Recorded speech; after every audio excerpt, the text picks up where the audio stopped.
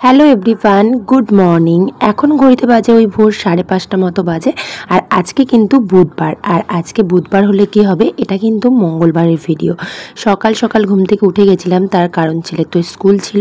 তারপর ছেলেকে টাইম মতো স্কুলে পাঠিয়ে দিয়েছি। আর আজ কিন্তু টিফিনে বানিয়েছিলাম পরোটা আর ছোলার ডাল, সেটাই খেয়ে নিলাম। খাওয়া দাওয়ার পর কিছু জামা কাপড় ছিল, সেগুলো ভাঁজ করে জায়গায় রেখে ঘরটা একদম ক্লিন করে নিলাম। এবার রান্না বান্নার প্রস্তুতি। পুরো রান্না বান্নাটা যদিও বা মা করবে, যেহেতু আমার হাতে অনেকটা টাইম ছিল, তাই জন্য মাকে আমি সবজিগুলো কেটে মশলাটা করে দিয়েছিলাম। তাতে করে মায়ের খুব তাড়াতাড়ি রান্নাবান্না হয়ে গেছিল।